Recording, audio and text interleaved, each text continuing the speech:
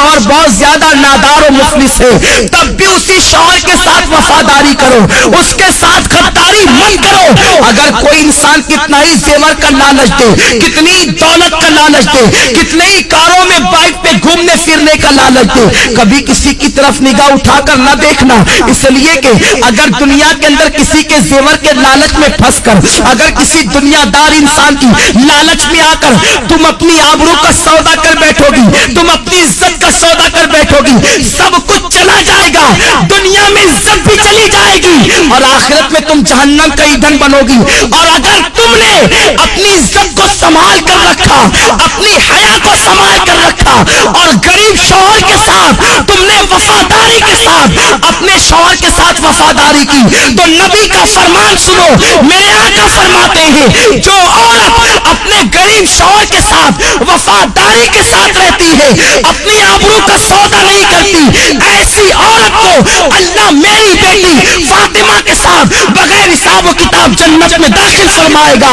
اب اگر تم بغیر حساب و کتاب جنت میں داخل ہونا چاہتی ہو سیدہ فاطمہ کے ساتھ، تو اپنی آبرو کا سودا نہ کرنا، کسی کے لالچ دینے میں نہ آنا۔ یہ زیور کیا حیثیت رکھتے ہیں، زیوروں کی کیا حیثیت ہے، سونے چاندی کی کیا حیثیت ہے، اچھے لباس کی کیا حیثیت ہے، کاروں کی کیا حیثیت ہے، دنیاوی سواریوں کی کیا حیثیت ہے۔ جب تمہاری موت آئے گی تو سن لو، بڑھاپے میں مرنا ضروری نہیں ہے، جوانی میں بھی تمہیں موت آ سکتی ہے۔ اللہ اکبر، جب تمہیں موت آئے گی، اگر تم نے اپنی حیا کو بیچ کر زیورات حاصل کیے ہوں گے، یہی زیورات تمہارے بدن سے نکال لیے جائیں گے۔ اچھے اچھے لباس تم نے جو جمع کیے ہوں گے، وہ لباس بھی تم سے چھین لیا جائے گا اور تمہیں کیا پہنایا جائے گا، سادہ سا سمپل سا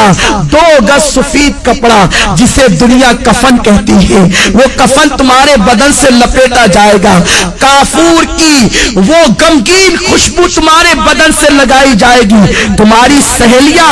آج جو تم سے کہتی ہے چل اس غربت میں کیا رکھا ہے، اس غربت میں کیا رکھا ہے، چل چل کر عیش کی زندگی گزار، یاد رکھنا ان ظالموں کی بات کبھی مت سننا۔ اے سیدہ فاطمہ کی کنیزاؤں، نبی نے اپنی بیٹی کا نکاح کسی کروڑ پتی کے ساتھ نہیں کیا تھا، نبی نے اپنی بیٹی کا نکاح ایسے علی کے ساتھ کیا تھا جس کے پاس گھر بھی رہنے کو موجود نہ تھا۔ حضرت علی کے میں سے میرے آقا کہتے ہیں علی میں فاطمہ کے ساتھ تمہارا نکاح کرنا چاہتا ہوں۔ علی ایسے تھے، اس وقت ان کے پاس مہر دینے کے لیے پیسے بھی نہ تھے، کپڑے پہنانے کے لیے پیسے بھی نہ تھے۔ عرض کرتے ہیں یا رسول اللہ، نہ مہر دینے کے پاس میرے پاس پیسے ہیں، نہ کپڑا خریدنے کے لیے میرے پاس پیسے ہیں۔ حضور فرماتے ہیں میری زرہ لے کر کے جاؤ، اسے بازار میں بیچ دو اور کپڑے خرید کر کے لاؤ اور فاطمہ کا مہر ادا کرو۔ میں پوچھنا چاہتا ہوں، نبی چاہتے تو اپنی بیٹی کا نکاح کسی دولت مند کے ساتھ کر دیتے، بڑے بڑے دولت مند میرے سرکار کی بیٹی کا ہاتھ مانگنے کے لیے آئے تھے، مگر نبی جانتے تھے اگر میں نے اپنی بیٹی کا نکاح کسی دولت مند کے ساتھ کر دیا تو میری امت کی بیٹیوں کا کیا ہوگا،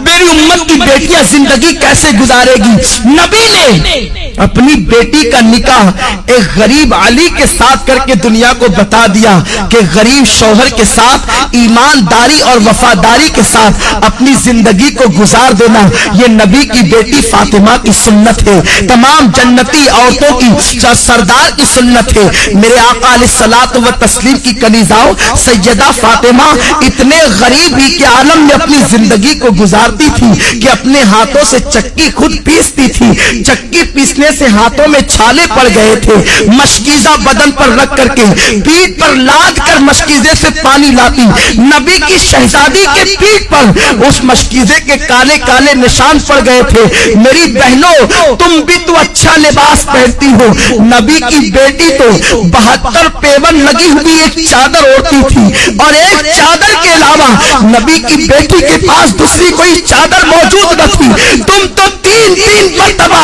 پیٹ بھر کر کے کھانا کھاتی ہو، نبی کی بیٹی تو 3 دن تک کے فاقے کرتی تھی۔ کیا نبی کی بیٹی کی زندگی تمہارے لیے نمونہ نہیں ہے؟ کیا نبی کی بیٹی کی زندگی تمہارے لیے اسوہ حسنہ نہیں ہے؟ ذرا سوچو تو صحیح،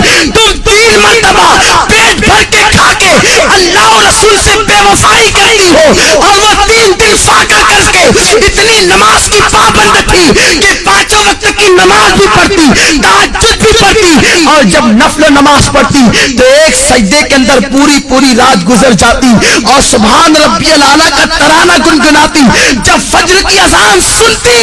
تو حسرت کے ساتھ سر کو سجدے سے اٹھاتی اور کہتی اے اللہ تو نے رات اتنی چھوٹی بنائی کہ تیرے محبوب کی بیٹی فاطمہ دل کھول کے سجدہ بھی نہ کر سکی۔ اے خاتون جنت کی کنیزاؤ تم مسلمان ہو، تمہاری تقدیر کا ستارہ بہت عروج پر ہے، اللہ نے تمہیں ایمان کی دولت دی ہے، غیر مسلم عورتوں کو دیکھ کر ان کی طرح بننے کی کوشش نہ کرو، فلموں میں ہیروئن کو دیکھ کر ان کی طرح بننے کی کوشش نہ کرو۔ ذرا سوچو تو صحیح، میرے آقا فرماتے ہیں میں نے عورت کی عزت کو کعبے سے بھی بلند کر دیا ہے، تمہاری عصمت کو نبی نے کعبے سے بلند کیا ہے، تمہیں اپنے آپ کا کوئی خیال نہیں، تم پارکوں میں جا کر اللہ اکبر اللہ کی نافرمانی کر رہی ہو۔ اور سنو، کوئی کہیں بھی جائے سب کی نگاہ سے تو چھپ کر تم گناہ کر سکتے ہو، اللہ کی نگاہ سے تم کبھی نہیں چھپ سکتے۔ قرآن کہتا ہے ان اللہ کان علیکم رقیبا، تم جہاں کہیں ہو اللہ تم پر سخت نگرانی فرما رہا ہے۔ دوسرے مقام پر میرے رب نے فرمایا واتقوا اللہ ان اللہ خبیر بما تعملون، اللہ سے ڈرو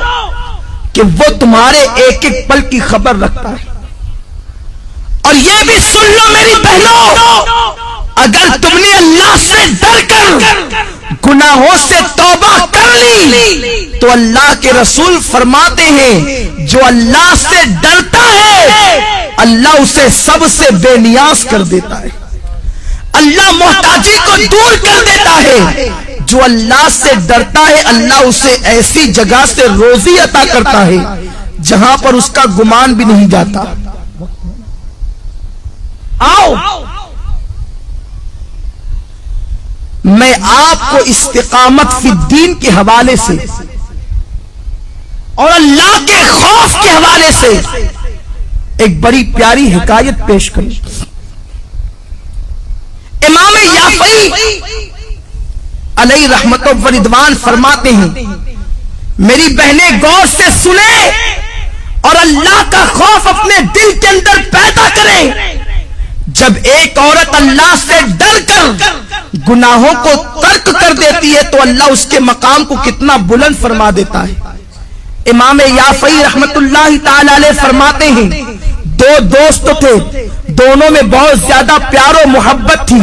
ایک دوسرے سے بڑی محبت کرتے تھے، مگر ایک نوجوان کی کیفیت یہ تھی کہ وہ جلتے ہوئے انگاروں میں ہاتھ ڈال دیتا، اس کے ہاتھ پر آگ اثر نہیں کرتی تھی، وہ جلتے ہوئے کڑاہوں میں ہاتھ ڈال دیتا، تیل کی کڑک اس کے ہاتھ پر اثر نہیں کرتی تھی، وہ بڑے بڑے انگارے ہاتھ سے پکڑ لیتا، آگ اس کے ہاتھ کو نہیں جلاتی تھی۔ لوگ حیران رہتے تھے آخر اس کے اندر خصوصیت کیا ہے، اس کی خاصیت کیا ہے کہ آگ اس کے ہاتھ پر اثر نہیں کرتی۔ ایک مرتبہ اس کا جو بہت زیادہ قریبی دوست تھا اس نے پوچھا یار ذرا یہ تو بتا آخر آگ تیرے ہاتھوں کو کیوں نہیں جلاتی ہے، تو آگ کو ہاتھ میں لے لیتا ہے آگ تیرے ہاتھ پہ اثر کیوں نہیں کرتی ہے، یہ تو بہت تعجب کی بات ہے۔ اس نوجوان نے کہا یہ بہت بڑا راز ہے دوست، میں نہیں بتا سکتا۔ آخرکار اس نے بہت زیادہ پریشر کیا اور پھر اس دوست نے کہا سن لے اگر تم میرے اس راز کی بات کو سننا چاہتا ہے تو سن۔ میری بہنوں سے کہتا ہوں میری بہنوں تم بہت غور سے اس حکایت کو سنو،